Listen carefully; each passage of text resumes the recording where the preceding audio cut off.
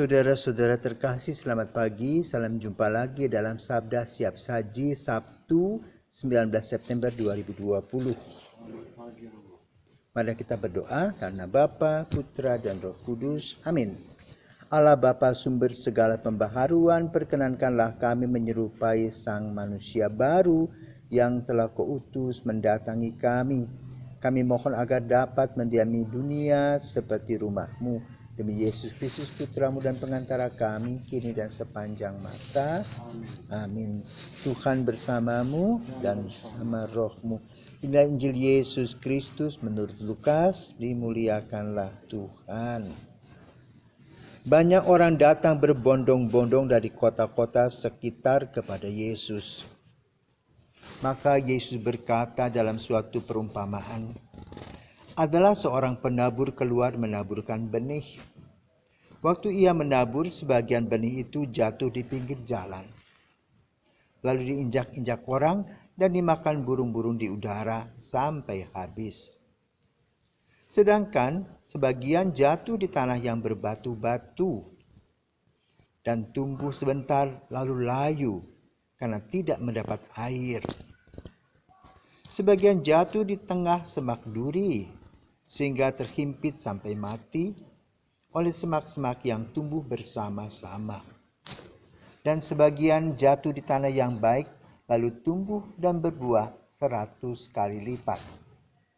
Sesudah itu Yesus berkata, barang siapa mempunyai telinga untuk mendengar, hendaklah mendengar.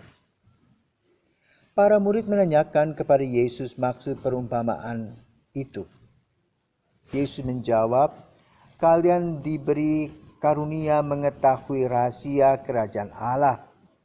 Tetapi hal itu diwartakan kepada orang lain dalam perumpamaan, supaya sekalipun memandang mereka tidak melihat, dan sekalipun mendengar mereka tidak mengerti. Inilah arti perumpamaan itu. Benih itu ialah sabda Tuhan yang jatuh di pinggir jalan. Ialah orang yang telah mendengarnya. Kemudian datanglah iblis lalu mengambil sabda itu dari dalam hati mereka, supaya mereka jangan percaya dan diselamatkan. Yang jatuh di tanah yang berbatu-batu ialah orang yang setelah mendengar sabda itu menerimanya dengan gembira, tetapi mereka tidak berakar. Mereka hanya percaya sebentar saja, dan dalam masa pencobaan mereka murtad. Yang jatuh dalam semak duri ialah orang yang mendengar sabda itu, dan dalam pertumbuhan selanjutnya mereka terhimpit oleh kekhawatiran, kekayaan, dan kenikmatan hidup sehingga tidak menghasilkan buah matang. Yang jatuh di tanah yang baik ialah orang yang mendengar sabda Tuhan dan menyimpannya dalam hati yang baik dan menghasilkan buah dalam ketekunan. Demikianlah Injil Tuhan, terpujilah Kristus. Francisca, selamat pagi. Hari ini Yesus menceritakan tentang perumpamaan yang berbicara dengan para petani. Para petani itu sibuknya dengan tanah, dengan pupuk, dengan bibit, dan sebagainya. Dan ketika Yesus menerangkan perumpamaan tentang tanah dan pertanian ini, para petani itu paham apa yang harus dilakukan. Coba kita bayangkan, kalau suatu hari Yesus bertanya kepada Francisca, apakah memungkinkan kalau saya membuang benih di batu-batuan, di jalan raya yang beraspal atau berbatu-batu, apakah bisa tumbuh? Bisa tidak. Tidak. Kalau misalnya saya menaruh bibit itu di tengah bebatuan, bisa tumbuh? Tidak. Di semak-semak, Tidak.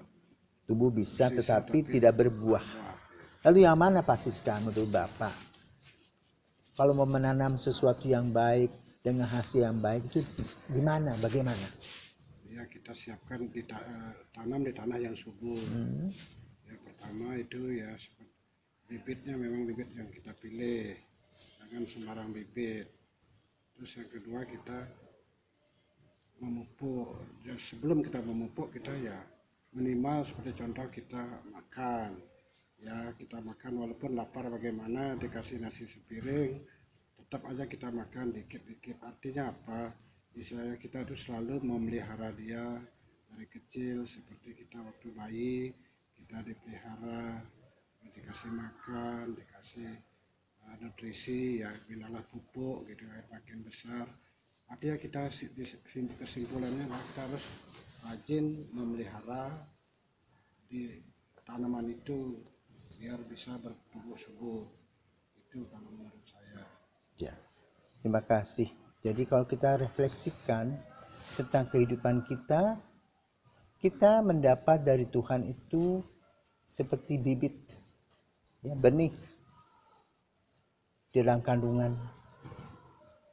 Kemudian lahir, dipelihara oleh orang tua, lalu diajar ini, itu, sedikit-sedikit, tetapi lama-lama menjadi bukit. Dan dipelihara dengan sungguh dengan cinta kasih. Maka kemudian akan menjadi seorang manusia yang utuh. Demikian pula dalam hal iman. Iman tidak langsung datang rame-rame begitu, begitu. Tetapi sedikit demi sedikit, sedikit demi sedikit, Tuhan juga membukanya sedikit demi sedikit, sedikit demi sedikit. Maka kita dalam hidup sebagai seorang beriman harus ada kesetiaan. Kalau tidak kita murtad. Atau kita tidak mau dengar karena pengaruh dari dunia ini. Misalnya punya istri banyak, punya hutang banyak, ya, selalu ribut sama orang, tidak ada rasa damai. Di sana kita tidak mewartakan iman kita. Maka lalu Yesus mengajak kita untuk melihat bagaimana menjadi orang yang baik. Pertama, tanah yang subur artinya apa? Orang yang mendengarkan sabda Tuhan, menyimpannya, menerjemahkannya dalam hidup sehari-hari. Lalu akan menghasilkan damai, sejahtera, dan bahagia. Inilah perjuangan kita ke sana. Maka lalu kita perlu dalam perawatan tadi disampaikan oleh Pak Siska, kadang-kadang kita menggunting daun-daun yang tidak perlu. Itu artinya kita juga menggunting hal-hal buruk yang tidak perlu ikut dalam pertumbuhan iman kita. Kalau kita mau merawatnya dengan sungguh baik, dengan doa-doa dan karya, dan juga hidup dengan sukacita, ya. Tidak usah merepotkan diri untuk mengurusi orang-orang lain. Uruslah diri sendiri, imannya, apalagi pada masa COVID ini. Ya. Coba ikut. Tidak bisa misa, ya cari live streaming. Atau paling kurang kita berdoa di rumah dengan rosario, dengan doa-doa yang lain, ya, sehingga kita bertumbuh dari hari ke hari, membaca kitab suci, apalagi bulan ini bulan kitab suci. Cobalah bersama-sama dengan sharing dalam keluarga, tidak usah jauh-jauh tinggal di rumah, tetapi menggali sabda Tuhan dengan sungguh-sungguh sehingga keluarga kita menjadi keluarga yang penuh dengan cahaya, damai, sejahtera, dan bahagia.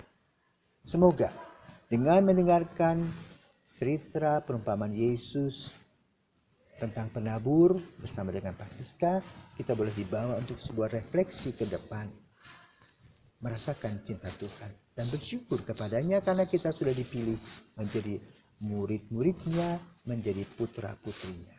Selamat pagi, selamat beraktivitas, Tuhan memberkati. Mari kita berdoa. Allah Bapa kami, sumber kehidupan, kami bersyukur atas benih sabda-Mu yang Kau taburkan di dunia. Kiranya pertumbuhannya jangan sampai kami ganggu, tetapi semoga kami terbuka terhadap Roh-Mu yang mendampingi pertumbuhannya dengan sabar. Demi Kristus Tuhan dan Pengantara kami, kini dan sepanjang masa. Amin. Selamat pagi, terima kasih. Sampai jumpa lagi.